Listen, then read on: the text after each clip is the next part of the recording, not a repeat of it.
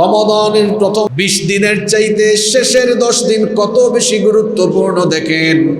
নবী করিম সাল্লাল্লাহু আলাইহি ওয়াসাল্লাম রমাদানের শেষের 10 দিনকে কত গুরুত্ব দিয়েছেন, কত বেশি গুরুত্বের সাথে শেষের দশক কাটিয়েছেন।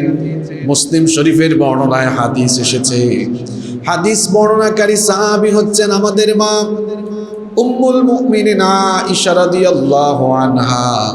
তিনি বলেছেন, কানা রাসূলুল্লাহ, সকলেই পড়েন সাল্লাল্লাহু আলাইহি ওয়াসাল্লাম, ইয়াজতাহিদু ফিল আশরিল আওয়াখির মিন রমাদান মা লা ইয়াজতাহিদু ফি গায়রি।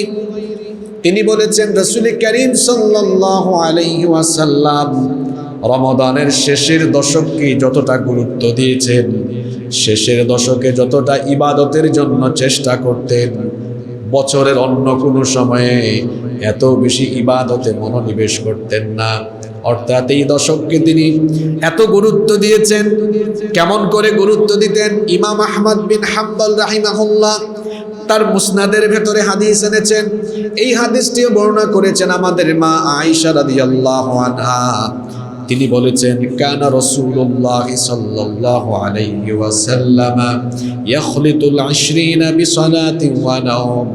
তিনি বলেছেন, রমাদানের প্রথম 20 দিন রাতের বেলা নবীজি কিছু সময় সালাত আদায় করতেন, আবার কিছু সময় ঘুমাতেন। কিন্তু ফাইদা কানা লাশ, যখন রমাদানের শেষ দশক চলে আসতো, আল্লাহর নবী তখন কি করতেন? তিনি বলছেন, শাম্মারা ওয়া শাদ্দাল মিজার। নবীজি তখন রাতের বেলা ঘুমাতেন না, তার পরিধেয় বস্ত্রকে মজবুত করে কোমর বেঁধে, অর্থাৎ তার স্ত্রীদের কাছ থেকে তিনি দূরে থাকতেন। এবং শেষের দশক তিনি কিভাবে ইবাদতে কাটাতেন? অন্য হাদিসে এসেছে, নবী করিম সাল্লাল্লাহু আলাইহি ওয়াসাল্লাম কি করে শেষের 10 রাত কাটাতেন। আমাদের মা বলছেন, শেষের 10 রাতে নবীজি 3টা কাজ করতেন। এক নাম্বার হলো শাদ্দামি ইজারাহু, তার পরিধেয় বস্ত্রকে তিনি মজবুত করে বাঁধতেন, কোমর বেঁধে দাঁড়িয়ে যেতেন। মুহাদ্দিসিনে কেরাম এই শাদ্দামি ইজারাহু এর ব্যাখ্যায় বলেছেন, অর্থাৎ শেষের 10 দিন তিনি তার স্ত্রীদের কাছেও যেতেন না। পারিবারিক, সাংসারিক, সামাজিক সকল কাজ ইস্তফা দিয়ে এই শেষের দশক তিনি আল্লাহর সান্নিধ্যে, আল্লাহর সাথে সম্পর্ক স্থাপনের জন্য ইবাদতে মনোনিবেশ করতেন। তার স্ত্রীদের কাছেও যেতেন না। 2 নাম্বার হলো আহিয়া লাইলাহু, সারা রাত জেগে থাকতেন, সারা রাত জেগে জেগে ইবাদত করতেন। 3 নাম্বার হলো শুধু নিজে ইবাদত করতেন না, ওয়া আইকাদা আহলাহু, তার পরিবারের লোকদেরকেও ইবাদতের জন্য জাগিয়ে দিতে। 3টা কাজ করতেন। 1 নাম্বার, স্ত্রীদের কাছে তিনি যেতেন না, পারিবারিক, সাংসারিক, সামাজিক সকল ব্যস্ততা থেকে নিজেকে গুটিয়ে ফেলতেন। 2 নাম্বার, শেষের 10 রাত একবারের জন্য বিছানার সাথে পিঠ লাগাতেন না। 3 নাম্বার, তিনি নিজে নিজে শুধু ইবাদত বন্দেগী করতেন না, তার পরিবারের লোকদেরকেও জাগিয়ে দিতেন, যেন তারা শেষের দশকে সারা রাত জেগে জেগে ইবাদত বন্দেগী করতে পারে। সুবহানাল্লাহ। আমরা কি করব? আমরাও নবীজির এই 3টা আমল শেষের দশকে করব। জোরে বলি ইনশাআল্লাহ। 1 নাম্বার, পারিবারিক, সামাজিক যত ব্যস্ততা আছে সব কিছু থেকে ফ্রি হয়ে যান। সময় আছে আর মাত্র 2 দিন। আজকে 18, কালকে 19। এই 2 দিনের মধ্যে পারিবারিক, সামাজিক বা অন্যান্য যত ব্যস্ততা আছে শেষ করে ফেলুন। ঈদের শপিং যদি বাকি থাকে তাও করে ফেলুন। শেষের দশকে গিয়া ঝামেলা করেন, সব সেরে ফেলেন। নবীজির একটা সুন্নতের উপর আমল আপনি করেন। গোটা পৃথিবীর সব কিছুকে যদি এক পাল্লায় রাখা হয় আর নবীর একটা সুন্নতকে যদি আরেক পাল্লায় রাখা হয়, বলেন তো নবীর একটা সুন্নতের সমান কি হবে? একটা সুন্নতকে আপনি মহব্বত করেন। নবীজি কি করতেন? শেষের দশকে পারিবারিক, সামাজিক যত ব্যস্ততা আছে সব ব্যস্ততা থেকে নিজেকে শেষের দশকের আগে ফ্রি করে ফেলতেন। আপনিও নিজেকে ফ্রি করে ফেলুন। 2 নাম্বার, সারা রাত জেগে থাকতেন। অবশ্য আমরাও শেষের দশকে রাত জাগি, এই সুন্নত মিল আছে, শুধু আমলে বেশ কম আছে। আমলে কি বেশ কম আছে? আমরা রাত জেগে জেগে শপিং মলে ঘোরাফেরা করি। পুরুষের চাইতে মহিলারা এই ক্ষেত্রে বড় অ্যাডভান্স। আমি আমার ব্যক্তিগত প্রয়োজনে এই গেল সপ্তাহে 2-1 দিন রাতের বেলা বের হতে হয়েছে আমার। বের হওয়ার পরে দেখলাম রাস্তাঘাটের যে অবস্থা, আরে বাপরে বাপ, পুরুষের চাইতে রাস্তাঘাটে নারীর সংখ্যা অনেক বেশি। এগুলো কিয়ামতের আলামত। কিয়ামতের, আপনাদের মনে আছে কিনা জানি না, এই তো রমাদানের আগেই তো আমরা কিয়ামত নিয়ে লম্বা আলোচনা করেছি। সেখানে বলেছি কিয়ামতের আগে নারীরা বেপরোয়া চলাফেরা আরম্ভ করবে, এগুলো কিয়ামতের আলামত। আর দিন যত যাচ্ছে আমরা বলি মানুষ নাকি আপডেট হচ্ছে, কিন্তু আমার কাছে মনে হয় দিন যত যাচ্ছে মানুষ আরো উশৃঙ্খল বিশৃঙ্খল হয়ে যাচ্ছে। আপনি বলবেন কিভাবে? আমরা রাস্তাঘাটে বের হলে 20 বছর আগের চিত্র আর এখনকার চিত্র একরকম দেখি না। যখন ছোট্ট ছিলাম, আমি তো গ্রামে বড় হয়েছি, তখনও দেখেছি ছোটবেলায় ক্লাস 3, 4, 5-এ যখন পড়তাম দেখতাম গ্রামে গঞ্জে মহিলারা যখন বের হতেন, এরকম সুন্দর দিন, কোনো বৃষ্টি নাই, কিছুই নাই, তাও হাতের মধ্যে ছাতা থাকতো তাদের। রোদও নাই, বৃষ্টিও নাই, তাও ছাতা। এমনকি শীতের দিনেও হাতে ছাতা। তো ভাবতাম শীতের দিনে হাতে ছাতা কেন? রোদও নাই, বৃষ্টিও নাই।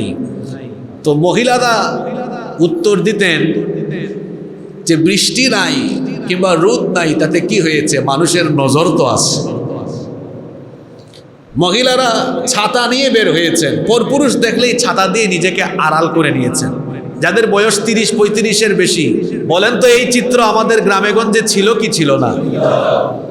এখন ছাতা বাদ দেন, পারে না নিজের সব খুলে একদম দেখায় ফেলতে। দিন যত যাচ্ছে উশৃঙ্খলতা তত বাড়ছে।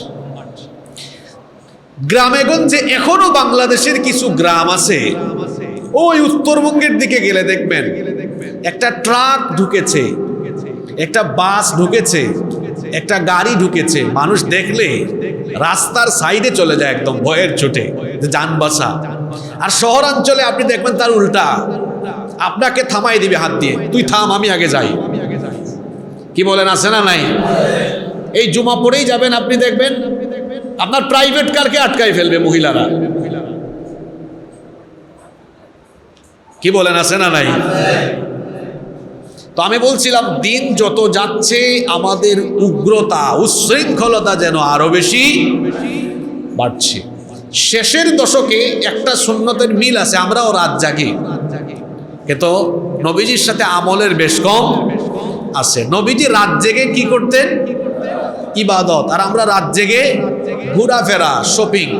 আর এই মহিলারা ঘর থেকে বের হয়েছে কিভাবে? আপনারা কন্ট্রোল করতে পারেন নাই, এজন্য মহিলারা ঘর থেকে বের হয়েছে। একজন মহিলা বেপর্দা হওয়ার পেছনে 4 জন পুরুষ মানুষ দায়ী।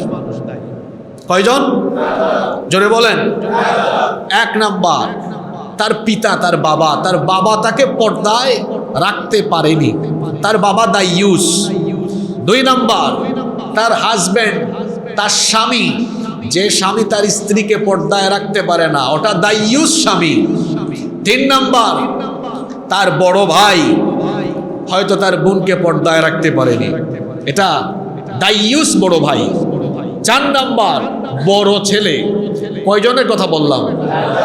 একজন নারী যদি বেপর্দা হয়ে জাহান্নামে যায়, একাকী জাহান্নামে যাবে না, এই 4 জন পুরুষকে নিয়ে জামাতের সাথে যাবে।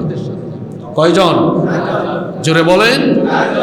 আপনি দায়ুস পিতা হইয়েন না, আপনি দায়ুস হাজবেন্ড হইয়েন না, দায়ুস বড় ভাই, দায়ুস বড় ছেলে হইয়েন না।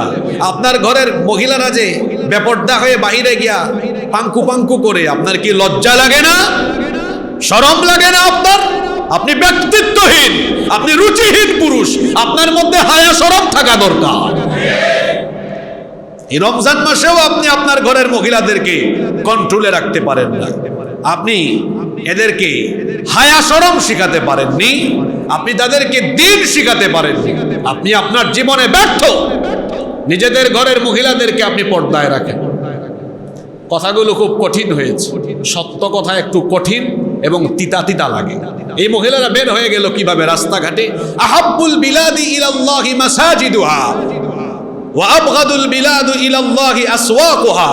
নবীজি বলেছেন সবচাইতে উৎকৃষ্ট জায়গা হলো দুনিয়ায়, জোরে বলেন, পারলে মসজিদে পাঠান মহিলাদেরকে, তারাবিতে পাঠান, জুমায় পাঠান, যেখানে পাঠানো দরকার সেখানে পাঠান। আর দুনিয়ার নিকৃষ্ট জায়গা হলো, নবীজি বলেছেন বাজার। বাজারে যাবে, শপিং এ যাবে, আর পুরুষের সাথে ঠেলাঠেলি হবে না। এটা কি হতে পারে? জোরে বলেন। শেষের দশক শপিং এর সময় না। যাদের শপিং করার ইচ্ছা থাকে রমজানের আগেই সেরে ফেলবেন। যারা রমজানের আগে সারতে পারেন নাই, এখন সেরে ফেলুন।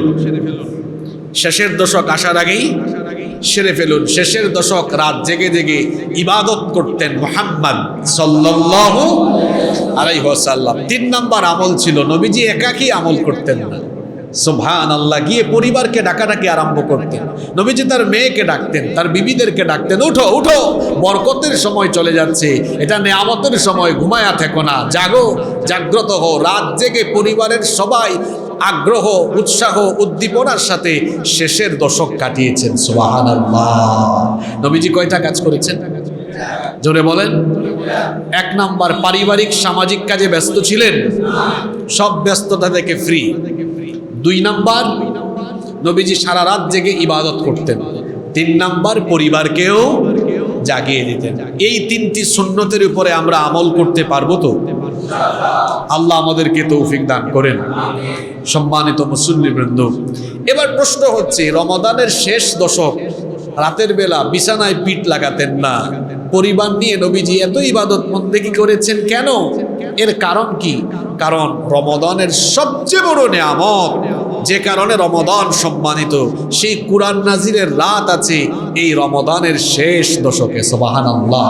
আর যে রাতে কুরআন নাজিল হয়েছে ওই রাতকে কোরআনে বলা হয়েছে লাইলাতুল, জোরে বলেন, লাইলাতুল কদর, কদরের রাত। ওই কদরের রাত রমাদানের প্রথম 10 দিনেও নাই, মাঝখানের 10 দিনেও আছে। কোথায়?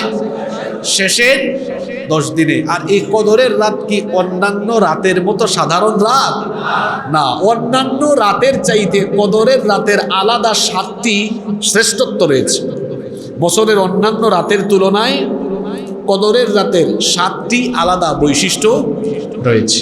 নাম্বার 1 নাম্বার হচ্ছে, এই রাতটি বছরের অন্যান্য রাতের মতো সাধারণ রাত নয়, বরং এই রাত হচ্ছে মহাগ্রন্থ কোরআনুল কারীম নাজিলের রাত।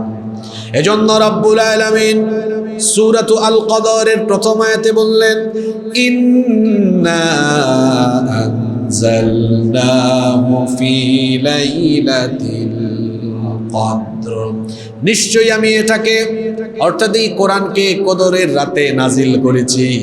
এখন আমাদের একটা প্রশ্ন চলে আসে, কোরআন তো আমরা জানি নাজিল হয়েছে 23 বছরে, কিন্তু আল্লাহ বলেছেন নিশ্চয়ই আমি কোরআন নাজিল করেছি কদরের রাতে।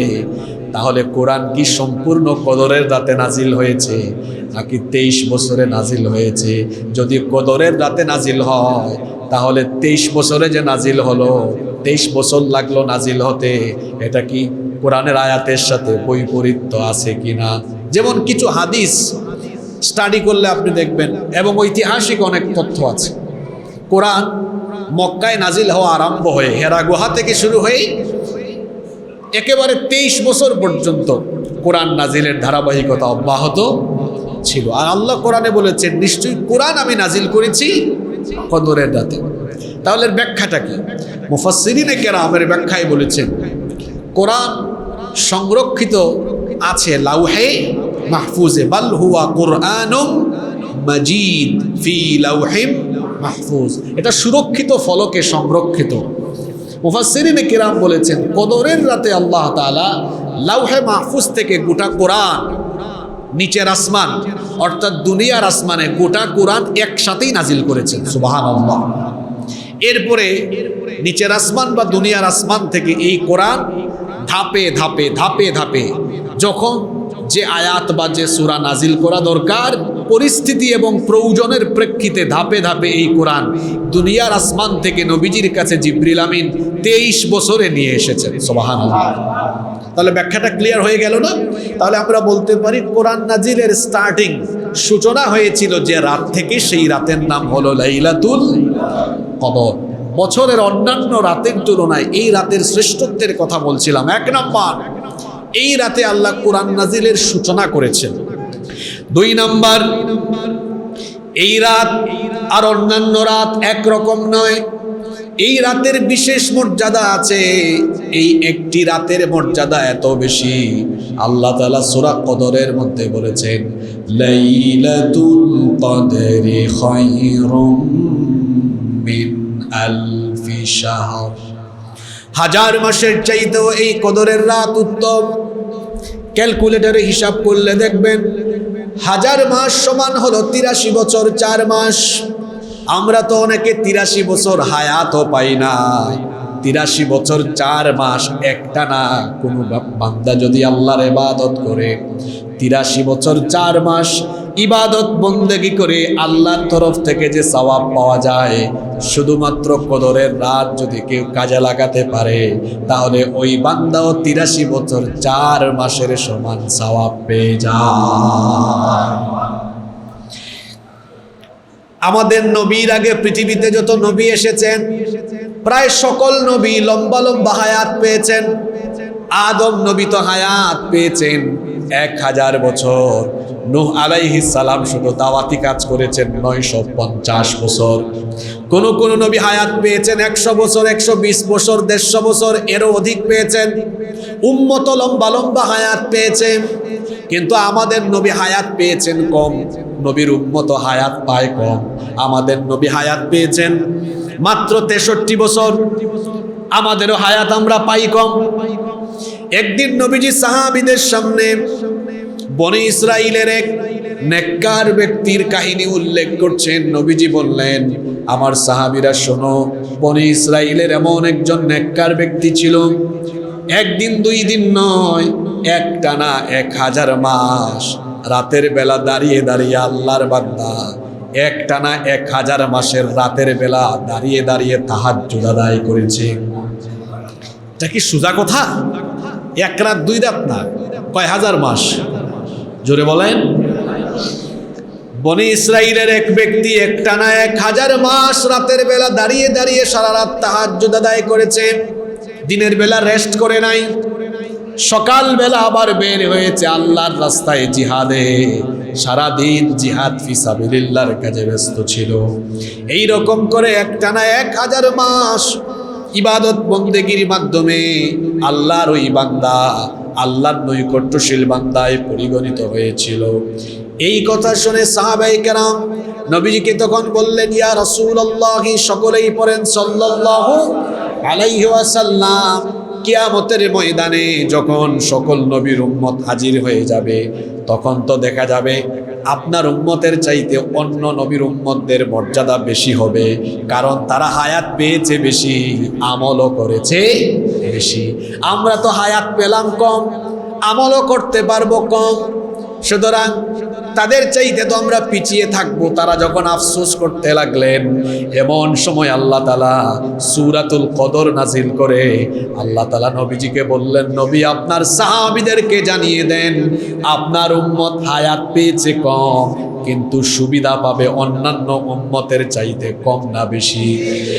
হায়াত পেয়েছে অন্যান্য উম্মতের চেয়ে কম, কিন্তু আমার কাছ থেকে সুবিধা পাবে অন্যদের থেকে অনেক বেশি। আপনার উম্মত লম্বা হায়াত পাবে না, ঠিক আছে, কিন্তু আপনার উম্মতকে আমি প্রত্যেক বছরে এমন একটি মহিমান্বিত, এমন একটি মর্যাদাপূর্ণ রাত দিলাম, যেই রাত হলো লাইলাতুল কদর।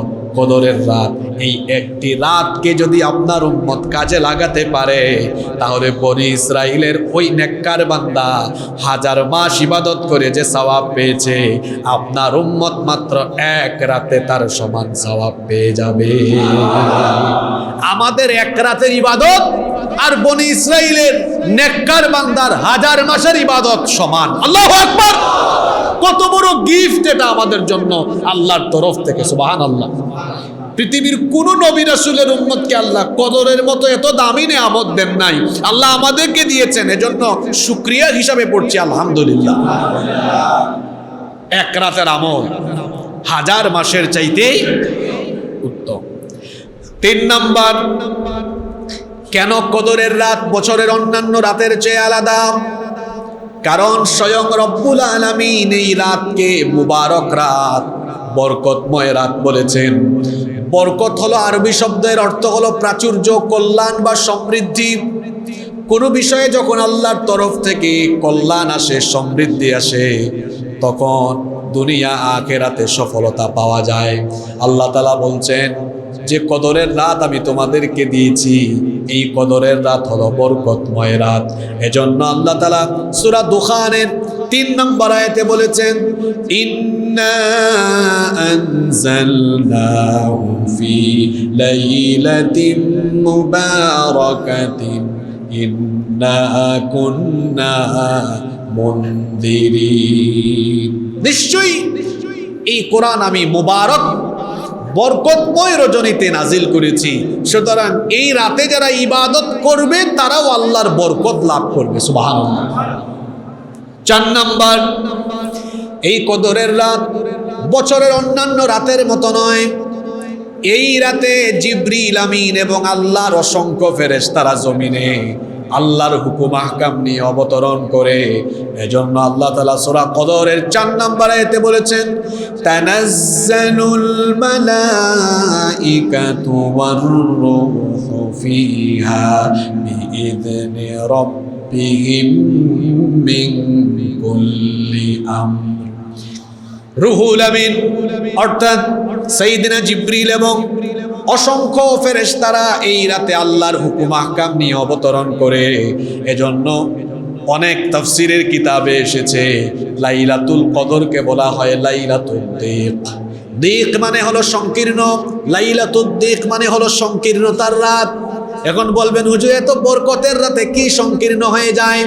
মুফাসসিরিনে কেরামের ব্যাখ্যায় বলেছেন, কদরের রাতে আল্লাহ এত সংখ্যক রহমতের ফেরেশতা নাজিল করেন।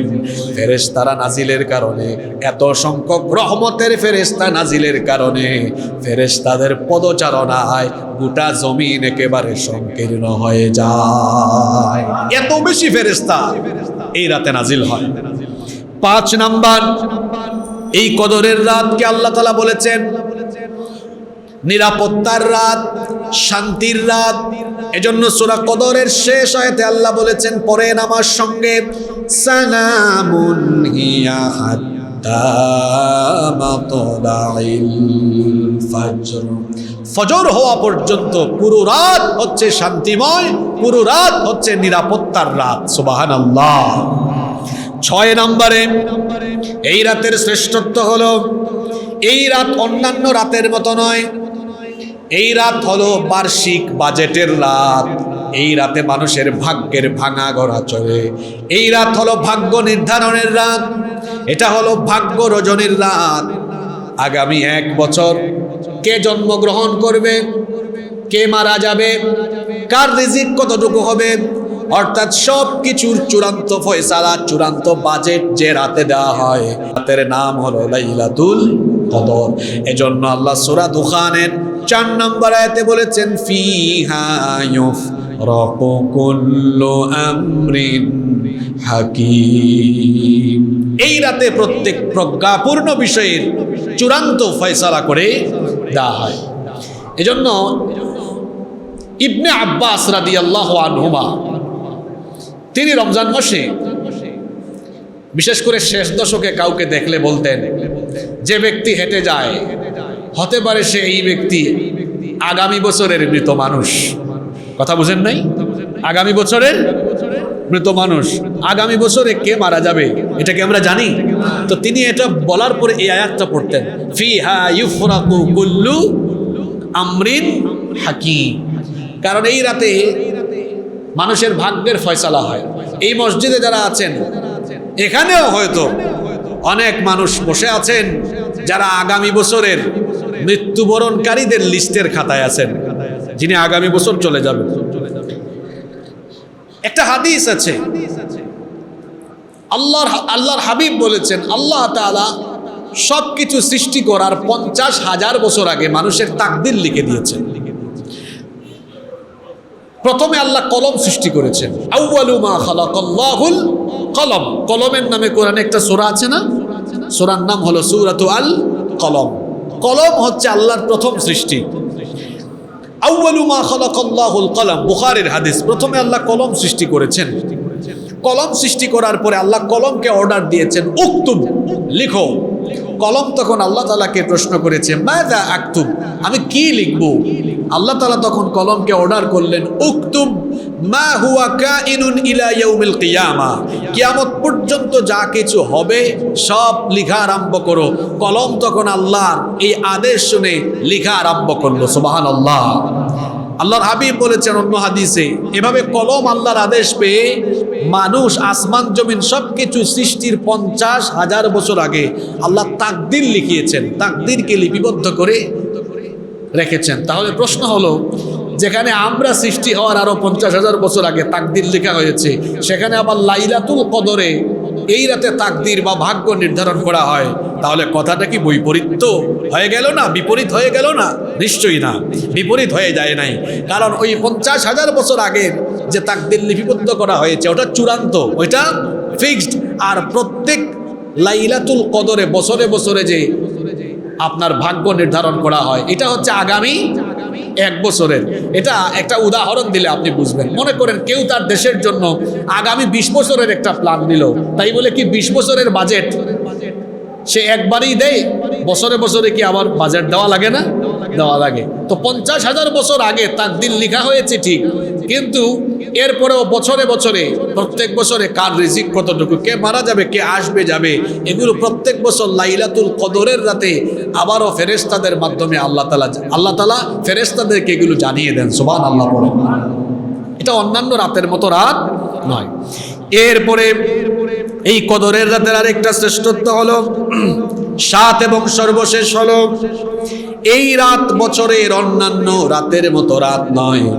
এই রাতকে যারা কাজে লাগাতে পারবে, এই রাত যদি কারো নসিব হয়ে যায়, এই রাতে কেউ যদি নামাজে দাঁড়িয়ে থাকে, ইবাদত গুজার হয়ে যায়, আল্লাহর নবী বলেছেন, বুখারী এবং মুসলিম শরীফের হাদিস, নবীজি বলেছেন, মান কামা লাইলাতাল কদরি ঈমানান ওয়া ইহতিসাবান গফিরা লাহু মা তাকদ্দামা মিন যামবি। নবীজি বলেছেন, যে ব্যক্তি ঈমান আর ইহতিসাবের সাথে নিজেকে সংশোধনের উদ্দেশ্যে কদরের রাতে যে ব্যক্তি সালাতে দাঁড়িয়ে থাকে, আল্লাহ তাআলা তার পিছনের জীবনের সকল গুনাহগুলোকে মাফ করে দিবে। এই শেষের 10 দিন আল্লাহর ওয়াস্তে কাজে লাগান। লাইলাতুল কদর যদি আপনার নসিব হয়ে যায়, গোটা জিন্দেগির গুনাহ আল্লাহ মাফ করে দিবেন। সুবহানাল্লাহ। কত গুনাহ আমরা করেছি, গুনাহের কোনো হিসাব নাই। যুবক ভাইদেরকেও বলছি, গুনাহের তো কোনো হিসাব আমাদের নাই, এত গুনাহ আমরা করেছি।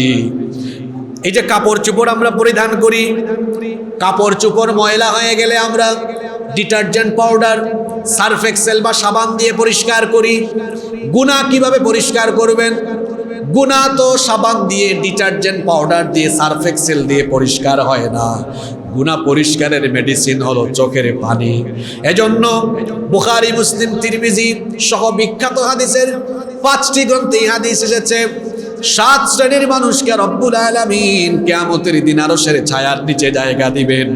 এর মধ্যে 1 শ্রেণীর মানুষ হলো সেই ব্যক্তি, ওয়া রাজুলুন যাকারাল্লাহু খালিয়ান ফাফাদাত আইনা, সেই ব্যক্তি যিনি একাকী নীরবে নিভৃতে আল্লাহর ভয়ে, আল্লাহর জাহান্নামের আযাবের ভয়ে চোখের পানি ফেলেন।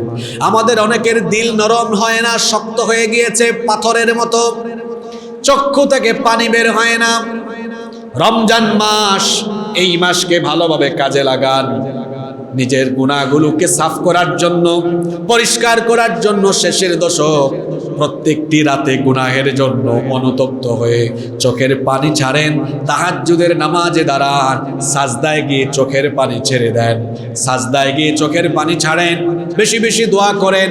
যদি আপনার চোখের পানিগুলো অনুশোচনার পানির ফোঁটা হয়, তাহলে এই অনুশোচনার চোখের পানির ফোঁটা আপনার নাকের ডগায় আসার আগে মাত্র 2 ফোঁটা চোখের পানি দিয়ে আল্লাহ আপনার আমলনামার সকল গুনাহগুলোকে ধুয়ে মুছে সাফ করে দিবে। 2 ফোঁটা পানি ছাড়েন, শেষের দশকে একটু কান্নাকাটি করেন, রাত জেগে ইবাদতে দাঁড়ান। লাইলাতুল কদর কোন রাত এটা আপনি জানেন না, কদর তালাশ করে করে কদর যদি নসিব হয়ে যায়, নবীজি বলেছেন এই রাতে যে নামাজে দাঁড়িয়ে থাকে, আল্লাহর কাছে যে ব্যক্তি ক্ষমা চায়, মাফ চায়, কদরের রাতে কেউ যদি ভালোভাবে আল্লাহর কাছে মাফ চাইতে পারে, আল্লাহ তার অতীতের সব গুনাহগুলো মাফ করে দিবেন। সুবহানাল্লাহ। কদরের রাতের মোট এই 7টি শ্রেষ্ঠত্ব বললাম, যে কদরের রাত খোঁজার জন্য, অনুসন্ধান করার জন্য নবীজি শেষের 10 রাত ঘুমাতেন না। সম্মানিত মুসল্লিবৃন্দ, এই কদরের রাত অনুসন্ধান করতে গিয়ে নবীজি শেষের 10 দিন কাজে লাগালেন। আর আমরা এখন বাংলাদেশে কদরের রাতকে ফিক্সড বানিয়ে ফেলেছি। সেটা 26তম দিবাগত রাত, অর্থাৎ 27তম রাত হয়। 26তম দিন গিয়ে যে রাত আসে, এটা 27তম রাত হয় না? তো আমরা ওই রাতকে বানিয়েছি লাইলাতুল কদর বা কদরের রাত।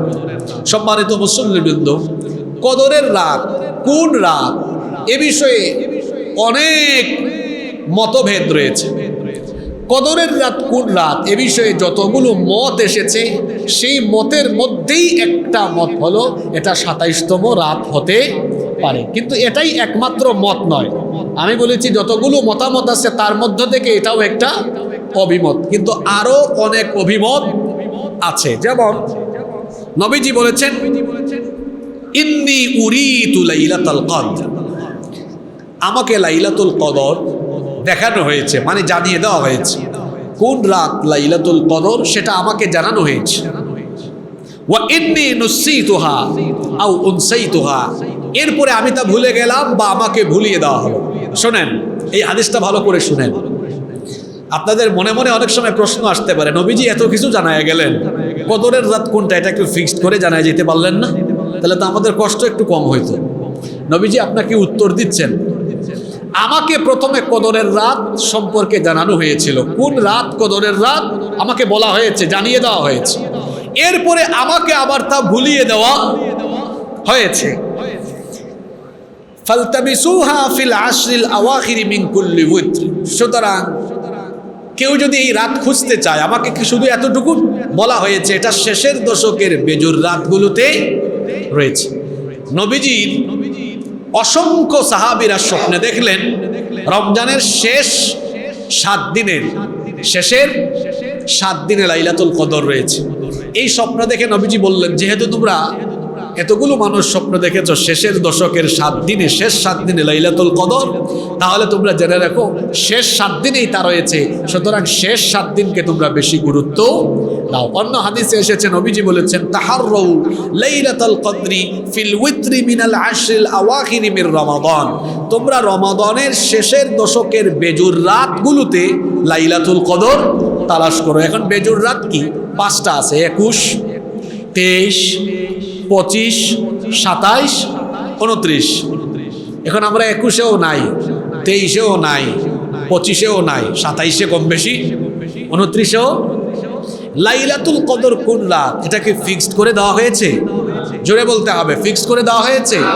ফিক্সড করে দেওয়া হয় নাই, বলা হয়েছে এটা শেষের দশকে আছে, এবং আরেকটু স্পষ্ট করে বলা হয়েছে এটা শেষের দশকের বেজুর রাতগুলোতেই আছে। সুতরাং আপনি বেজুর রাতগুলোকে কাজে লাগাবেন। কয়টা রাত বেজুর? কয়টা রাত আছে?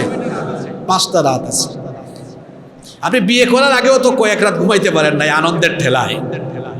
আবার কত রাত জেগে থেকেছেন ব্যবসায়িক কাজে, কত কাজে রাত জাগছেন। আপনি কি আপনার জীবনের গুনাহ মাফ করানোর জন্য শেষের দশকের 5টা বেজুর রাত জেগে থেকে ইবাদত করতে পারবেন না? জোরে বলেন, পারবেন না? ইনশাআল্লাহ অবশ্যই আমরা পারব। লাইলাতুল কদরকে গোপন রাখা হয়েছে কেন? আল্লাহ তাআলা তো চাইলে জানিয়ে দিতে পারতেন। গুরুত্বপূর্ণ কিছু জিনিস আল্লাহ গোপন রেখেছেন, যেমন মৃত্যু, কার মৃত্যু কোন সময় আমরা কি জানি? কেন আল্লাহ মৃত্যুর কথা গোপন রেখেছেন? মৃত্যুর কথা যদি মানুষ জানতো তাহলে মরার আগের দিন পর্যন্ত গুনাহ করত, আর আগের দিন তওবা করে একদম সুফি সাহেব হয়ে যেত। আল্লাহ মৃত্যুর কথা গোপন রেখেছেন এই জন্য যাতে করে মৃত্যুর কথা স্মরণ করে মানুষ মৃত্যু পরবর্তী জীবনের জন্য নিজেকে প্রস্তুত করতে পারে। লাইলাতুল কদর আল্লাহ গোপন রেখেছেন কেন? যদি আল্লাহ ফাঁস করে দিতেন যে এটাই হলো কদরের রাত, তাহলে মুসলমানরা যেটা করত বাদ বাকি 28 বা 29টা রাত তার খবরও থাকতো না। কদরের রাতে সব আইসা ইবাদতে শামিল হয়ে যাইতো, ভাবতো আজকেই সব মাফ করে এলো। কদরের রাত আল্লাহ এজন্য গোপন রেখেছেন যাতে করে এই একটি রাত তালাশ করতে গিয়ে আমরা শেষের 10 দিন ইবাদত বন্দেগী করে করে আমরা নেকির পাল্লা ভারী করতে পারি। কিয়ামতের দিন এই নেকির দরকার লাগবে, এটা আমাদের প্রতি আল্লাহর বিশেষ দয়া। গোপন রাখার কারণে আমরা বেশি ইবাদত করছি, বেশি নেকি হচ্ছে। এই নেকিগুলো কিয়ামতের দিন আমাদের জান্নাতে যাওয়ার মাধ্যম হয়ে যাবে ইনশাআল্লাহ। তাহলে আমাদের লাভ হইল না লস হইল? লাভ না লস? ঘুরে ফিরে আমাদেরই লাভ। তো কদরের রাত কোন রাত এটা ফিক্সড করা নয়, তবে কিছু হাদিস এসেছে যে হাদিসগুলো একত্রিত করলে কদরের রাত কোন রাত এ ব্যাপারে 7টা আলামত পাওয়া যায়। কয়টা আলামত? কদরের রাতের 7টা আলামত আছে, যে আলামতগুলোর মাধ্যমেও কদরের রাত বোঝা যায়। সেই 7টা আলামত কি? 1 নাম্বার হচ্ছে সেই রাতটি গভীর অন্ধকারে ছেয়ে যাবে না, রাতটি গভীর অন্ধকারে ছেয়ে যাবে না। 2 নাম্বার, সেই রাতের ওয়েদার আবহাওয়া হবে নাতিশীতোষ্ণ, না গরম না শীত, এরকম একটা ওয়েদার বিরাজমান থাকবে। 3 নাম্বার হচ্ছে সেই রাতে মৃদুমন্দ বাতাস প্রবাহিত হতে থাকবে, অর্থাৎ এমন একটা বাতাস প্রবাহিত হবে যেই বাতাসটা গায়ে লাগলে পরে প্রশান্তি ফিল করা যাবে। 4 নাম্বার, কদরের রাত যেই রাত হবে সেই রাতে মানুষ ইবাদত করে মজা পাবে, অর্থাৎ সেই রাতের ইবাদত, সেই রাতের ইবাদতে মানুষ তৃপ্তি পাবে, প্রশান্তি পাবে, শান্তি পাবে, বুঝবে যে না আজকে আমি শান্তি পাচ্ছি ইবাদতে বেশি। 5 নাম্বার হলো কোনো হাদিসে এসেছে যে হয়তো কোনো ইমানদার ব্যক্তিকে আল্লাহ তার স্বপ্নেও জানিয়ে দিতে পারেন। মুমিনের স্বপ্নও কিন্তু নবুয়তের 46 ভাগের 1 ভাগ। ওই রাতে 6 নাম্বার, ওই রাতে বৃষ্টি বর্ষণ হতে পারে। 7 নাম্বার, সকালবেলা যে সূর্য উঠবে সেই সূর্যে খুব তেজ থাকবে না, হালকা আলোক রশ্মি সহ সূর্যোদয় হবে, যেটা হবে পূর্ণিমার চাঁদের মতো। এই 7টি আলামতের কথা বলা হয়েছে।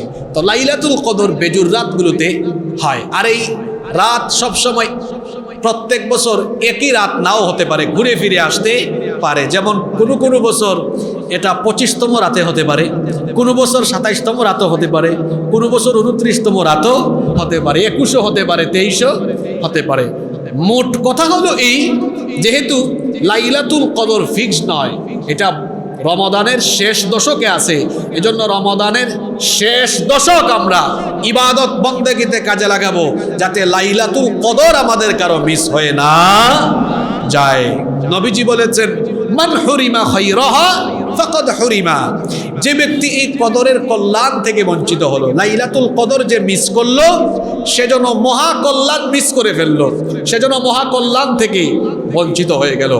সম্মানিত মুসল্লিবৃন্দ, আমরা যেন এই লাইলাতুল কদর মিস করে না ফেলি, সেজন্য আসুন এই সিদ্ধান্ত গ্রহণ করি, শেষের 10 রাত আমরা নিজেরা এবং নিজেদের পরিবার পরিজনদেরকে নিয়ে শেষের 10 রাত আমরা ইবাদতে কাটাবো ইনশাআল্লাহ।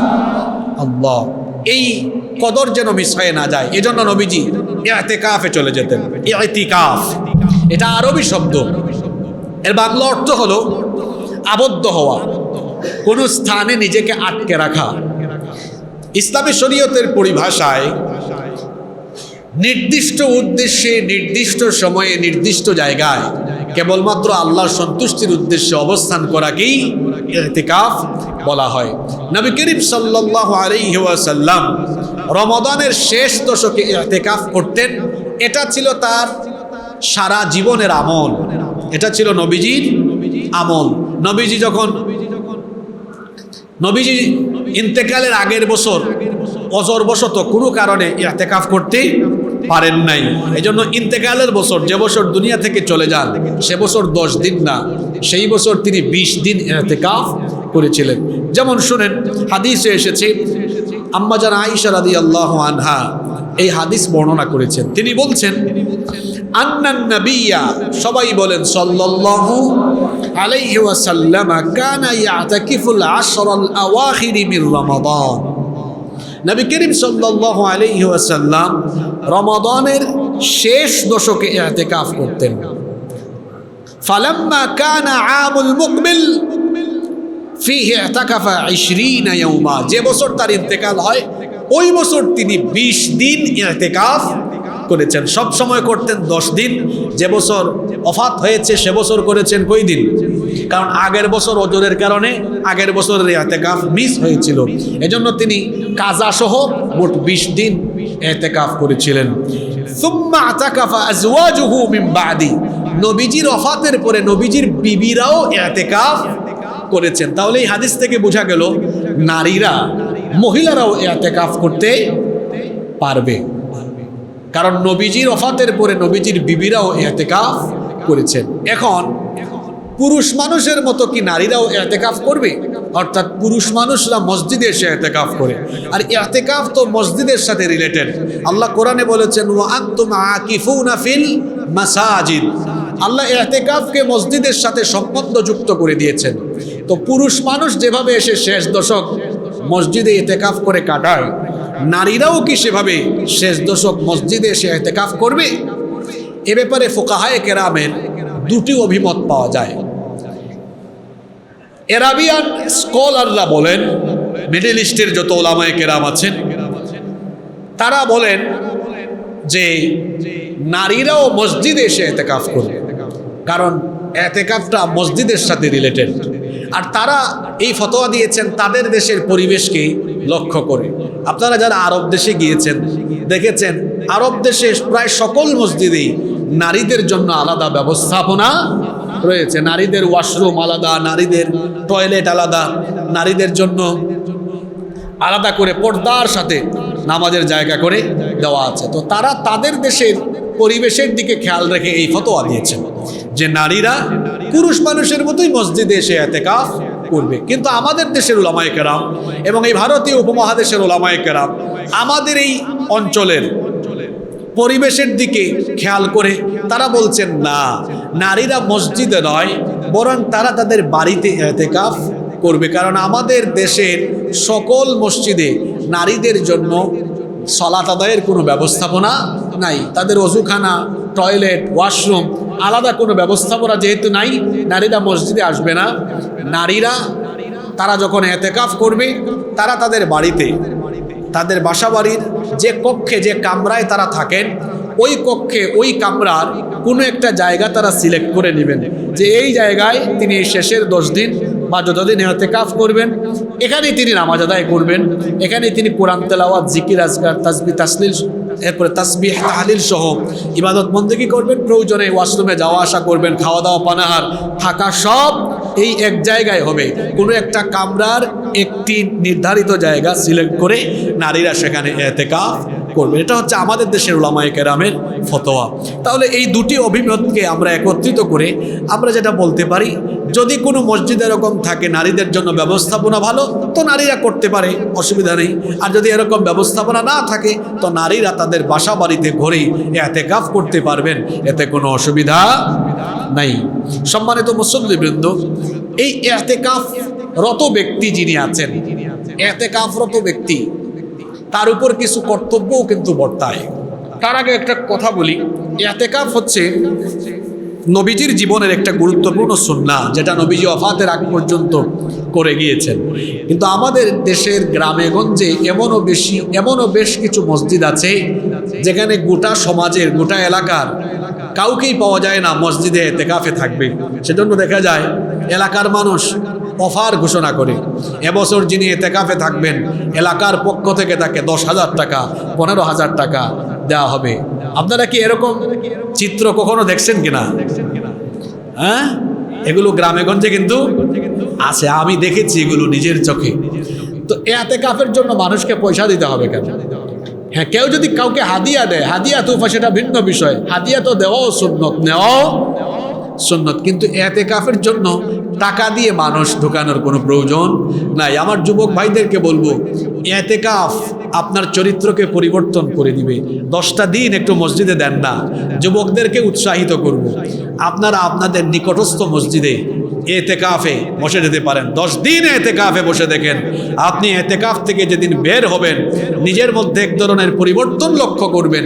কারণ এই ইতিকাফে থাকলে পরে আল্লাহর সাথে আপনার একটা সম্পর্ক তৈরি হবে, এই সম্পর্কটা গভীর হবে এবং এই গভীর সম্পর্কের কারণে আপনার চরিত্রেও এক ধরনের পরিবর্তন চলে আসবে ইনশাআল্লাহ। এটাই তো ইবাদতের সময় ভাই। আপনি যখন বুড়া হয়ে যাবেন, শরীরের পার্টসগুলো ঠিকমতো কাজ করবে না, তখন দেখা যাবে লম্বা সময় রুকু দিতে পারবেন না, লম্বা সময় সাজদা দিতে পারবেন না। এখনই তো সময়, এখন শরীরের পার্টসগুলো ঠিক আছে, এখন রুকু সাজদা লম্বা করে দেওয়া যাবে, বেশি সময় ইবাদত করা যাবে। এজন্য যুবক ভাইদেরকে বলবো, যাদের এখন তো স্কুল কলেজে মনে হয় বন্ধ হয়ে গিয়েছে, শেষ দশকে বন্ধ থাকবে, যারা স্কুলে পড়েন, কলেজে পড়েন, ইউনিভার্সিটিতে পড়েন, আসেন শেষের 10 দিন একটু মসজিদে আসেন, মসজিদে এসে নিজেকে ইতিকাফে শামিল করেন, আপনার চরিত্র পরিবর্তন হয়ে যাবে ইনশাআল্লাহ। অনেকেই হয়তো ইতিকাফের নিয়ত করে ফেলেছেন, আল্লাহ তাদের নিয়তকে কবুল করেন, বলেন আমিন। ইতিকাফ অবস্থায় একজন মুতাকিফ, ইতিকাফরত ব্যক্তির কিছু দায়িত্ব আছে, করণীয় আছে। সাধারণ ব্যক্তি আর ইতিকাফরত ব্যক্তি একরকম নয়, তাদের মধ্যে চলন বলন, কথাবার্তা, আমল আখলাকের কিছু পরিবর্তন থাকা দরকার। দেখা যায় ইতিকাফে ঢোকার পরে অনেকেই আছেন, মোবাইল ফোন তো একটা আছেই, এখন মোবাইল নিয়ে ঢুকি, তারপরে মসজিদের ফ্যান ছাইড়া দিয়া, অনেকের বাসা বাড়িতে ইলেকট্রিসিটি আছে কিন্তু বাসা বাড়িতে আপনার ওই আইপিএস নাই, মসজিদে তো আইপিএসও আছে, ফ্যান ছাইড়া দিয়া তারপরে বালিশ মাথায় দেওয়া চিত হয়ে শুয়ে থেকে ফোন কানে লাগায়া 2 ঘন্টা 3 ঘন্টা ইতিকাফে থেকে কথা বলে। এইরকম ইতিকাফকারীও আমাদের বাংলাদেশে নাই। কি বলেন আপনারা? এমবি শেষ হয়, তারপর বন্ধুকে ফোন দেয়, বন্ধু আমার এমবি শেষ, ইতিকাফে আসি, সময় তো কাটে না, তাড়াতাড়ি কয়েক জিবি ঢুকায় দাও। তারপরে সারাদিন ফেসবুক চালায়।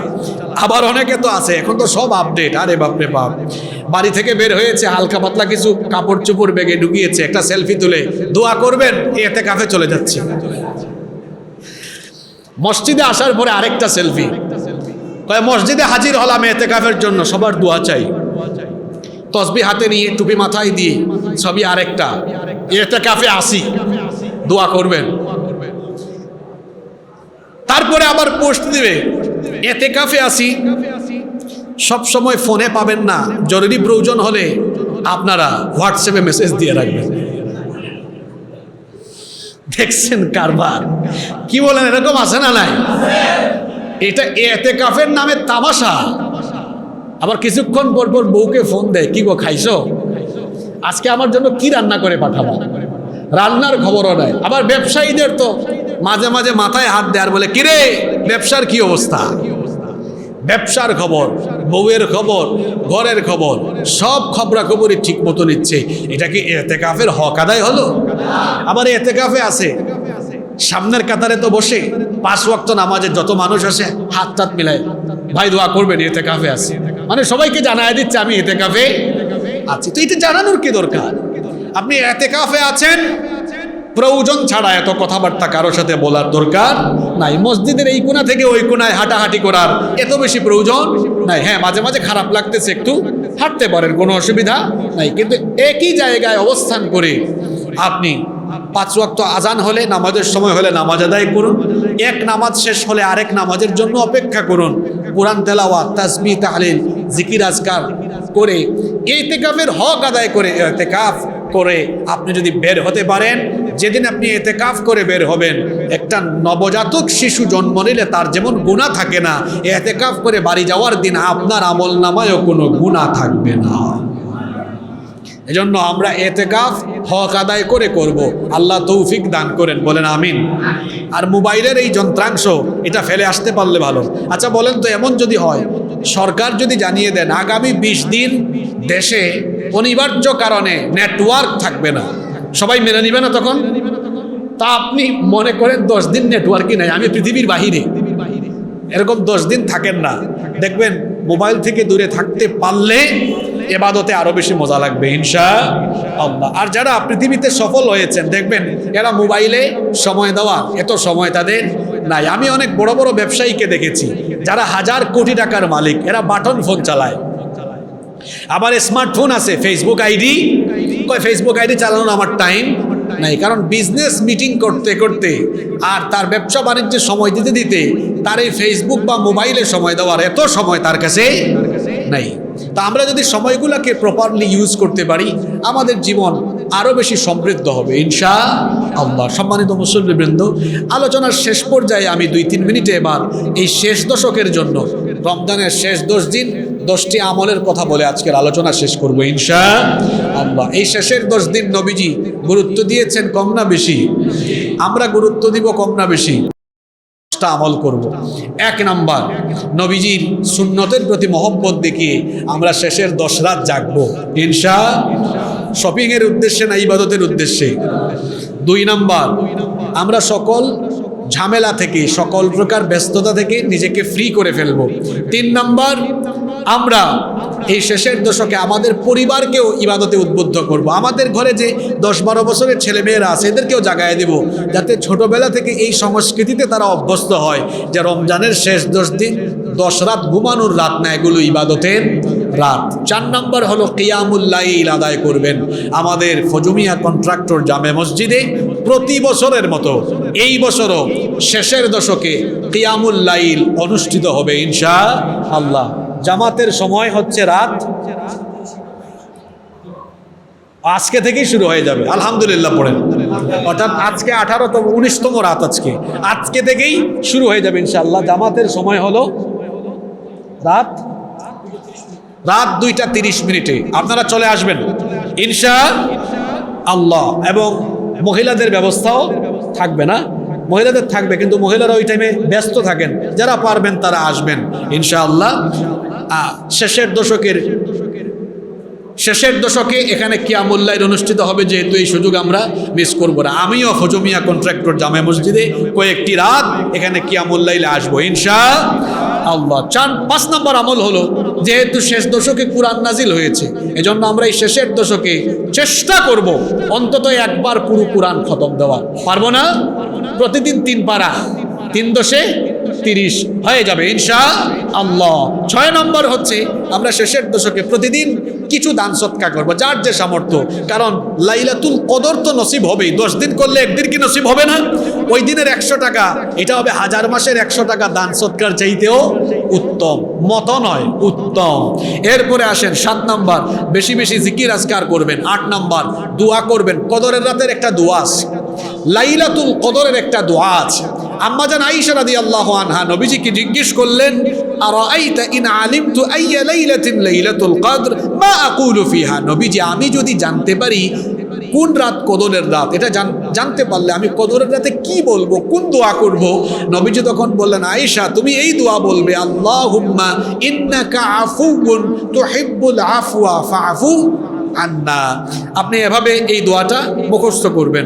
সবাই একটু আমার সাথে পড়েন, আল্লাহুম্মা ইন্নাকা আফুউন তুহিব্বুল আফওয়া ফাআফু আন্নি।